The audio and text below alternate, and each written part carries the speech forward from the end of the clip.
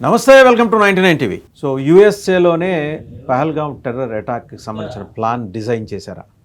చాలా సందేహాలు బయటకు వస్తున్నాయి. ది ప్రింట్ క్యారీ అవుట్ చేసిన ఒక ఇన్వెస్టిగేటివ్ స్టోరీ తోటి మొత్తం బండారం బట్టబయలైంది యూఎస్ఏలో. బ్రహ్మనాయుడు వాస్తవానికి మక్సార్ స్పేస్ సర్వీసెస్ అని చెప్పేసి శాటిలైట్ సర్వీసెస్ అనే సంస్థ, అక్కడ నుంచి కొందరు అడిగారు జస్ట్ ఒక ఈ టెర్రర్ ప్లాన్ ఎగ్జిక్యూట్ చేయడానికి 2-3 నెలల క్రితం ఈ శాటిలైట్ ఇమేజెస్ అడిగారు. జనరల్గా అది చాలా రెప్యూటెడ్ ఫర్మ్, అది మక్సార్ సర్వీసెస్ది. చాలా దేశాల ప్రభుత్వాలు కూడా వాళ్ళకి కావాల్సిన ఈ శాటిలైట్ ఇమేజెస్, క్లారిటీతో కూడిన శాటిలైట్ ఇమేజెస్ వాళ్ళు ప్రొవైడ్ చేస్తారు. అయితే వాళ్ళకి వచ్చిన క్వెరీస్ అన్నీ కూడా ఏంటంటే వాళ్ళ వెబ్సైట్లో, ఆ పోర్టల్లో వాళ్ళు మెన్షన్ చేస్తారు, ఫలానా ఎక్స్ అడిగారు, సమాచారం ఇది, దీనికి సంబంధించిన ఇమేజెస్ మేము ప్రొవైడ్ చేసామని. బట్ దీనికి ఒక 20 days వ్యవధిలో, అంటే జరక్క ముందు 2 నెలల క్రితం ఒక 20 days వ్యవధిలో ఒక 12 క్వెరీస్ వచ్చినాయి వాళ్ళకి. 12 రిక్వెస్ట్లు, మాకు we need satellite images of Pahalgam and surrounding some 6 areas tourist attraction అన్న. సో వీళ్ళు ప్రొవైడ్ చేశారు. ట్విస్ట్ ఏంటంటే ఆ తర్వాత, అంటే ఇప్పుడు ది ప్రింట్ క్యారీ అవుట్ చేసిన ఇన్వెస్టిగేటివ్ స్టోరీ తర్వాత సందేహాలు బయటపడ్డాయి. ఇదే దాంట్లో ఆ మక్సార్ సర్వీసెస్ దాంట్లో, స్పేస్ సర్వీసెస్ దాంట్లో ఇప్పుడు మనం చూస్తున్నాం కదా బ్యాక్ సైడ్, ఇతను ఒబేదుల్లా సయ్యద్, ఇతను ఒక కంపెనీ ఉంది. అమెరికాలోనే సార్? అమెరికాలోనే ఒక కంపెనీ ఉంది. అండ్ క్రెడిబిలిటీ ఆస్పెక్ట్ వచ్చేప్పటికి దానికి క్వశ్చనబుల్ ఇంటిగ్రిటీ కూడా ఉంది. ఇతను ఒకసారి అరెస్ట్ అయ్యాడు. అమెరికా నుంచి పాకిస్తాన్కి సాంకేతిక పరిజ్ఞానాన్ని అనైతికంగా అక్రమంగా ట్రాన్స్ఫర్ చేస్తున్నాడనే అభియోగాల మీద చికాగో ఫెడరల్ కోర్టు అతనికి శిక్ష విధించింది. ఇప్పుడు ఇతని ఇన్వాల్వ్మెంట్ ఉన్నట్టు బయటకు వచ్చింది. బయటికి రాగానే వెంటనే ఆ కంపెనీ ఏం చేశారంటే, ఇతన్ని మేము మా పార్ట్నర్గా మేము రిమూవ్ చేశామని చెప్పేసి మళ్ళీ అదంతా కూడా చేశారు. ఇదంతా గడిచిన 2-3 రోజులుగా జరుగుతుంది. అంటే ఇక్కడ ఇంకో డౌట్ సార్, అంటే అమెరికా కేవలం అభివృద్ధిలో మాత్రమే ముందుంటుంది, సో అగ్రరాజ్యం ఇలాంటి టెర్రరిస్ట్ అటాక్లకు సంబంధించి ఎవరికి కూడా సహకరించదు అనేటువంటి నానుడు ప్రజల్లో ఉంది. అసలు యుఎస్ఏలో ఇలాంటి ప్లాన్ జరిగింది అంటేనే ఇది ప్రజలు ఏ విధంగా అర్థం చేస్తారు? ఇక్కడ భయపడాల్సిన విషయం ఏంటంటే, వీడు డేవిడ్ హెడ్లీ, వీడి తౌర్ హుస్సేన్ రాణా, వీరిద్దరు మాస్టర్ మైండ్స్ 2008 26/11 ముంబై అటాక్స్. వీళ్ళిద్దరూ కలిసి వాడితో పార్ట్నర్. అంతకుముందు వాళ్ళు ఒక ట్రావెల్ ఏజెన్సీ. వీళ్ళు ఎట్లా వస్తారంటే, ఐఎస్ఐ ఏజెంట్స్ వేరే దేశానికి వెళ్ళి ఏదో ఉపాధి కోసం ఎత్తుకుంటున్నట్లే వెళ్ళి ట్రావెల్ ఏజెన్సీ పెడతారు, చిన్నగా కనెక్షన్స్ పెంచుకుంటారు, నెట్వర్క్ పెంచుకుంటారు. ఆ ట్రావెల్ ఏజెన్సీ, వీడి ట్రావెల్ ఏజెన్సీలో వీళ్ళిద్దరూ పార్ట్నర్సు, అండ్ వీడి ట్రావెల్ ఏజెన్సీలో వీళ్ళిద్దరు పార్ట్నర్స్. అది కూడా ఎస్టాబ్లిష్ అయింది ఇప్పుడు నెమ్మదిగా. ఇప్పుడు ఏంటి, వాళ్ళు అలా నెమ్మదిగా డెవలప్ అయ్యి, వీడైతే ఆల్మోస్ట్ పాకిస్తానీ బార్న్ అమెరికన్ సిటిజన్గా వీడు వచ్చేసాడు, ఇతను ఈ సయ్యద్. సో అమెరికాలో అతనికి గ్రీన్ కార్డ్ కూడా వచ్చింది. గ్రీన్ కార్డు కాదు కానీ అమెరికాలో ఇతను ఎప్పటి నుంచో వ్యాపారం చేసుకుంటూ వస్తున్నాడు, ఒబేదుల్లా సయ్యద్. అతను ఒక BIS అనే ఒక కంపెనీలో తీసుకొచ్చి ఈ మక్సార్ సర్వీసెస్లో పార్ట్నర్ అయ్యాడు అతను. ఈ మక్సార్ సర్వీసెస్ చాలా దేశాలకి ఈ శాటిలైట్ ఇమేజెస్ ప్రొవైడ్ చేస్తుంటుంది. అమెరికన్ ప్రోటోకాల్స్, అదే ఇంటర్నేషనల్ ప్రోటోకాల్స్ ప్రకారం ఏం ఫాలో అవ్వాలో అవి ఫాలో అవుతూ వచ్చింది. బట్ సడన్గా వీడి ఎంట్రీ ఏంటి, వీడు ఎందుకు ఇందులో పార్ట్నర్ అయ్యాడు అనేది ప్రోబ్ చేస్తే తెలిసింది ఏంటంటే, ప్రోబ్ ఎందుకు చేయాల్సి వచ్చిందంటే, ఈ పహల్గామ్ ఇమేజెస్ క్లియర్ కట్గా, అంటే ఆ సంస్థ ఇచ్చేది ఒక్కొక్క ఇమేజ్కి 3 lakhs నుంచి 5 lakhs వసూలు చేస్తారు వాళ్ళు, ఒక్కొక్క ఇండియన్ కరెన్సీ. అంటే అంత పర్ఫెక్ట్ యాక్యురసీతో ఉన్న images. Even government of India చాలాసార్లు వాళ్ళ దగ్గర ఆ సర్వీస్ తీసుకుంది. చాలా గవర్నమెంట్స్, US గవర్నమెంట్ కూడా తీసుకుంటుంది. వాళ్ళు అలా చేయటం ఆ దేశం చట్టం ప్రకారం తప్పేం కాదు. But not at the cost of the సావరిటీ of the country. ఒక దేశ సార్వభౌమాధికారాన్ని ప్రశ్నించే తత్వంలో ఉండే వ్యవహారం అయితే క్వశ్చన్ చేయాలి. కరెక్ట్గా దీనికి సంబంధించిన ప్రశ్న పోర్టల్ ఎక్కడ లేదు. ఒకటే ఒక రిక్వెస్ట్ మాత్రం వాళ్ళు ఆ పోర్టల్లో పెట్టారు, Pakistan atomic energy commission. Pakistan atomic energy కమిషన్కి పహల్గామ్ టూరిస్ట్ ఈ స్పాట్ తోటి సంబంధం ఏంటి? అవును, అక్కడ డౌట్ వచ్చి ఎదిగితే మూలాలు, సో ఈ ఒబేదుల్లా సయ్యద్ వీళ్ళతో పార్ట్నర్ అయ్యాడని తెలిసింది. అంటే పార్ట్నర్ అయ్యి ఆ యొక్క యాక్సెస్ ఇన్ఫర్మేషను, సో అవన్నీ కూడా వీళ్ళకి షేర్ చేశాడు మొత్తం. వీళ్ళ దగ్గర నుంచి ఉగ్రవాదులకి ఎలా షేర్ అయింది సార్? అంటే ఉగ్రవాదులే రకరకాల పేర్లతోటి ఆ 12 నుంచి 14 queries they have paid money. But వాళ్ళ పేర్లు ఇంతవరకు డిస్క్లోజ్ చేయాలి ఈ కంపెనీ మక్సార్ సర్వీసెస్. సో ఎవరికి ఇచ్చాము ఇన్ఫర్మేషన్? ఒక పాకిస్తాన్ అటామిక్ ఎనర్జీ కమిషన్కి మాత్రమే ఇప్పటిదాకా వాళ్ళు షేర్ చేసింది ఇమేజ్ తాలూకు ఇన్ఫర్మేషన్ మాత్రమే పోర్టల్లో ఉంది. వీళ్ళు ఎవరెవరికి ఇచ్చారనేది ప్రోబ్ చేస్తే వాళ్ళు దాంట్లో మెన్షన్ చేయలేదు. వీళ్ళు ఇచ్చింది లష్కర్-e-తోయిబాకి, జైషే మొహమ్మద్కి. Yes this Tahawwur Hussain Rana has close links with Lashkar e Toiba and హెడ్లీకి జైషే మొహమ్మద్. అండ్ వీళ్ళిద్దరికీ మళ్ళీ ఇంకా హిజ్బుల్ ముజాహిదీన్ తోటి సంబంధాలు ఉన్నాయి. వీళ్ళ ముగ్గురు అంటే వ్యక్తులు వేరు, బట్ ఆపరేషన్ ఒకటే. ఓవరాల్గా ఏంటంటే భారతదేశం మీద కుట్ర చేయడానికి ప్లాన్ డిజైన్ చేసి ఈ శాటిలైట్ అమెరికాకి సంబంధం లేదు, అమెరికాలో జరిగింది. అమెరికా దాన్ని మరి అమెరికా ప్రభుత్వం అదే ఇప్పుడు కరెక్ట్ గా అక్కడికి వస్తున్నాం. ప్రపంచంలో మిగిలిన దేశాలకు శుద్ధులు చెప్పి పెదరాయిల్లాగా పంచాయతీలు చేసే అమెరికా కండువా వేసుకుని పంచాయతీలు చేశాడు. ట్రంప్ గారు మాట్లాడాల్సిన విషయం ఏంటంటే మన ప్రధానమంత్రిని వాళ్ళ ప్రధానమంత్రిని డిన్నర్కి పిలిచాడు. డిన్నర్ కాదు పిలవాల్సింది, ముందర ఈ పంచాయతీ ఏదో తేల్చి ఉగ్రవాదులు వాళ్ళ కార్యకలాపాలు పహల్గావ్ కార్యకలాపాలు సంబంధించిన ఫస్ట్ డిజైన్ ఇక్కడే. ఒక శాటిలైట్ పిక్చర్ ఇంత క్లారిటీతో ఉందనుకోండి, ఇక్కడ మనం అటాక్ చేయడానికి అవకాశం ఉంది అనేది ఐడెంటిఫై చేయడానికి వీలుగా డిఫరెంట్ ఇమేజెస్ వాళ్ళు పంపించారు. ఆ పంపించిన వాళ్ళ ఇన్ఫర్మేషన్ ఇవ్వడానికి మరి మక్సర్ సర్వీసెస్కి ఇంతవరకు చేతులు రాట్లా. బట్ ఒకటి మాత్రం చేశారు ఏంటంటే, మరి మరకపడింది కదా ఈ Obaidullah Saeed company, BIS company remove చేశారు.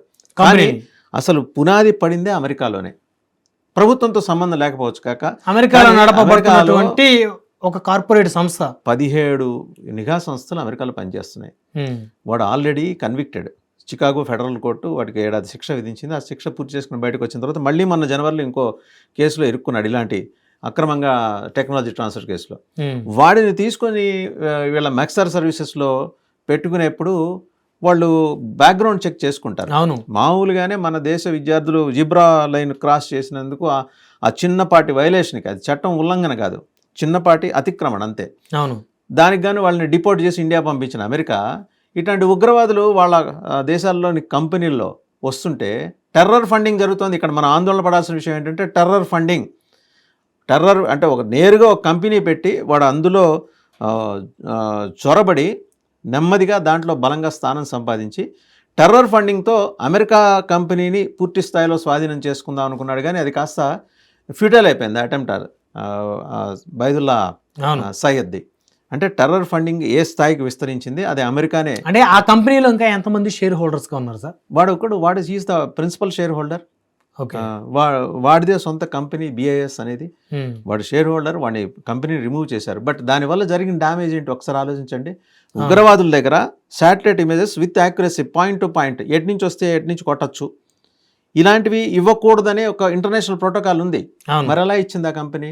అంటే మీ సొంత దేశంలోనే అమెరికాలోనే ఇంత ప్రోటోకాల్స్, ఇంటర్నేషనల్ ప్రోటోకాల్స్ ఉల్లంఘన జరిగి దేశ సార్వభౌమాధికారాన్ని క్వశ్చన్ చేసే వ్యవస్థలు అక్కడ మిమ్మల్ని సవాల్ చేస్తుంటే మాననీయ ట్రంప్ గారు మీరేం చేస్తున్నారని వాళ్ళ భారతీయులందరూ అడుగుతున్నారు. సో ఎన్ని నిఘా సంస్థలు ఉన్నప్పటికీ కూడా 17 ఉన్నాయి. వాటన్నిటికీ చీఫ్ NSA తులసి గబ్బార్డ్ గారు, national security adviser America. So fail అయ్యాడు ఆవిడ ఫెయిల్ అయ్యారు, తులసి గబ్బార్డ్ గారు. సో అంటే ఆవిడ నోటీసులో లేకుండా నిఘా సంస్థలను కూడా అమెరికాలో కూడా మేనేజ్ చేస్తున్నారా అనే సందేహం అయితే ఇప్పుడు వస్తుంది. అంటే అమెరికా నిఘా సంస్థలు కూడా ఫెయిల్యూర్ అవుతున్నాయా? వాళ్ళ కళ్ళు కప్పేసి చేశారా, లేకపోతే ఎక్కడన్నా బ్రైబ్ వ్యవహారం నడిచిందా, ఏమైనా చేతులు తడిపారా, ఈ సందేహాలు ఇవాళ అమెరికా దీనికి ఆన్సర్ చేయాలి. ఇన్ఫ్యాక్ట్ వీళ్ళిద్దరికి సంబంధాలు ఉన్నాయి. Coleman David Headley and Tahawwur Hussain Rana. వీడిని ఈ మధ్య భారత్కి అప్పచెప్పారు. వీడి 50 ఫెడరల్ కోర్టుకి వెళ్తే అన్ని చోట్ల వీడి బెయిల్ పిటిషన్ తిరస్కరణ అయితే మన సుప్రీంకోర్టు వీడిని ఇండియా రాకముందరా, ఇండియాకి అప్పచెప్పముందు వీడి పిటిషన్ కూడా నేను స్వీకరించి గో బ్యాక్ టు ఇండియా, వాళ్ళకి అప్పచెప్పండి అని చెప్తే వచ్చాడు. వీళ్ళిద్దరికి ఈ లింక్స్ ఉన్న కథనం నిన్న ఒక ఇంటర్నేషనల్ వెబ్సైట్లో నిన్న రాత్రి పబ్లిష్ అయింది. సరే ఉదయం డౌన్లోడ్ చేసుకొని చూద్దామని లోపల ఉదయం డిలీట్ అయిపోయింది. అంటే ఎంత ఒత్తిడి తెస్తోంది వాళ్ళ ప్రపంచంలో, వాళ్ళ పరువు పోతుందనే భయంతో అమెరికా ఒత్తిడి తెచ్చి ఆ న్యూస్ స్టోరీ డిలీట్ చేసింది. బట్ చదివాను కాబట్టి గుర్తుండి ఇప్పుడు వీళ్ళ లింక్స్, వీళ్ళ డాట్స్ ఎట్లా కనెక్ట్ చేయాలి. ఏప్రిల్ 17 ఆయన మునీర్ వాళ్ళ ఆర్మీ చీఫ్ మాట్లాడటం, సబ్సిక్వెంట్గా 22వ తారీఖు బంగ్లాదేశ్ తాత్కాలిక ప్రధాని మొహమ్మద్ యూనస్ మాట్లాడటం, 21 మాట్లాడటం, 22 ఈ దాడి జరగటం, తర్వాత సబ్సిక్వెంట్గా ఇవన్నీ బయటపడటం.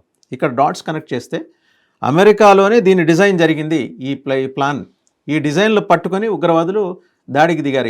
ఎలా రావచ్చు, ఎంట్రీ ఎలాగా, ఎగ్జిట్ ఎలాగా అనే దానికి సంబంధించిన మొత్తం డిజైన్స్, పిక్చర్ వాళ్ళ దగ్గర, కంప్లీట్ డిజైన్స్ వాళ్ళ దగ్గర ఉన్నాయి. సార్ నాకు ఒక డౌట్, ఇప్పుడు ఆ డిజైన్స్ సేకరించడం కోసం ఎన్ని డిజైన్స్ తీసుకున్నారు, ఒక్కొక్క డిజైన్ కి అప్రాక్సిమేట్ గా ఎంత డబ్బులు చేతులు మారినాయి, ఈ డబ్బు అంతా ఎక్కడి నుంచి వస్తుంది? అదే అండి, ఒక్కొక్క డిజైన్ కి 3 lakhs నుంచి 35 lakhs దాకా అండి. 3 to 35 35 lakhs ఉంటుంది వాళ్ళు వసూలు చేయాలి. ఎందుకంటే వాళ్ళంతా యాక్యురసీ.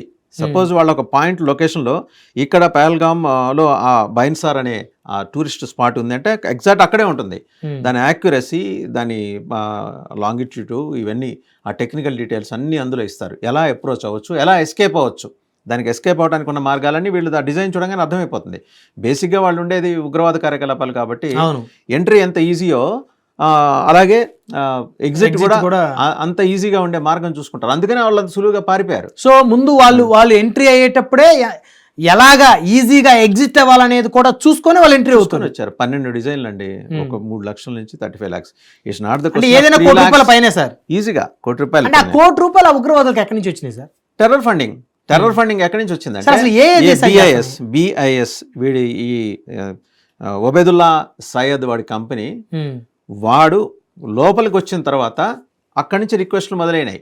మీరు గమనించండి, ఇది 2-3 నెలల క్రితం వాడు వచ్చాడు కంపెనీలో పార్ట్నర్గా. అన్నాళ్ళు ఎంతో పేరు ప్రతిష్టలు పొందిన కంపెనీ వీడు రావడంతో ఒక్కసారిగా అంతర్జాతీయంగా పరువు ఎగిరిపోయింది ఆ కంపెనీ. వాడు వచ్చిన తర్వాత వాడు he might of funded. And మీరు ఎక్కడి నుంచి వచ్చాయంటున్నారు కదా, Pakistan ISI inter services intelligence కేవలం ఇలాంటి కార్యకలాపాలకి సంవత్సరానికి $250 మిలియన్ ఖర్చు పెడుతుంది. ఉగ్రవాదుల్ని తయారు చేసుకోవటం, వాళ్ళని తయారు చేసిన తర్వాత వాళ్ళని పూర్తి స్థాయిలో వెపన్స్ ఇచ్చి బయటికి పంపటం, హై రిస్క్ ఆపరేషన్స్లో ఇన్సెంటివ్స్ ఇవ్వటం, ఒకవేళ చచ్చిపోతే వాళ్ళకి పరిహారం ఇవ్వటం. ఇవి కాక వీళ్ళకి మళ్ళీ స్వర్గంలో 72 మంది కన్యలతో ఆహ్వానం కూడా ఉంటుంది.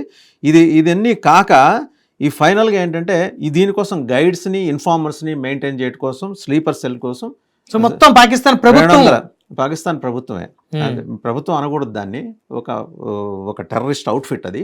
ఆ అవుట్ఫిట్ సంవత్సరానికి $250 మిలియన్ ఖర్చు పెడుతుంది. ఈ డిజైన్ అంతా అమెరికాలో జరిగింది. ఇప్పుడు ఇక్కడ ఆడియన్స్కి తెలియాల్సిన విషయం ఏంటంటే, మొత్తం terror design, Pahalgam terror design అమెరికాలో జరిగింది, అదే అమెరికాకి సంబంధం లేదు అని వాళ్ళు ఇన్నోసెన్స్ ప్లీడ్ చేయొచ్చు. అదే మాకు సంబంధం లేదని మనలాంటి అభివృద్ధి చెందిన దేశాలంటే వెంబడే ఇంత పెద్ద బండ తీసుకొచ్చి మన ఎత్తినేస్తారు. అదే డిజైన్ మన దేశంలో జరిగి అమెరికాలో ఏదైనా అటాక్ జరిగితే డెఫినెట్ దీనికి పూర్తిగా భారతీయులు, భారత ప్రభుత్వం బాధ్యత. దోషి అంటే కల్ప్రిట్ అంటారు. ఇవాళ అది వదిలేసి మీరు డిన్నర్కి రండి, మీకు డిన్నర్లో అదొడ్డిస్తాను ఇదొడ్డిస్తానని ఇద్దరు ప్రధానమంత్రులు పిలుస్తున్నాడు. రెండోది ఇక్కడ ఇంకొక విషయం గమనించాల్సిందంటే, సబ్సిక్వెంట్గా $1 బిలియన్ మన IMF లోన్ వచ్చింది. ఆ లోన్లో ₹14 కోట్ల మసూద్ అజహర్ ఒక్కడికే ఇవ్వబోతున్నారు. ఎందుకంటే చచ్చిపోయిన 14 మంది వాడి క్లెయిమ్ వీడే, వాడు ఇంటర్నేషనల్లీ డిజిగ్నేటెడ్ టెర్రరిస్ట్, వాడికి ఎట్లా ఇస్తారు? ఇది దారుణంగా సార్. వాడికి ఎట్లా ఇస్తారు? వాడు అసలు మా దేశంలో లేడని చెబుతున్నారు. అమెరికా ఎందుకు ప్రశ్నించట్లేదు? అడగాలి, ఇదంతా అమెరికా మాట్లాడాలి.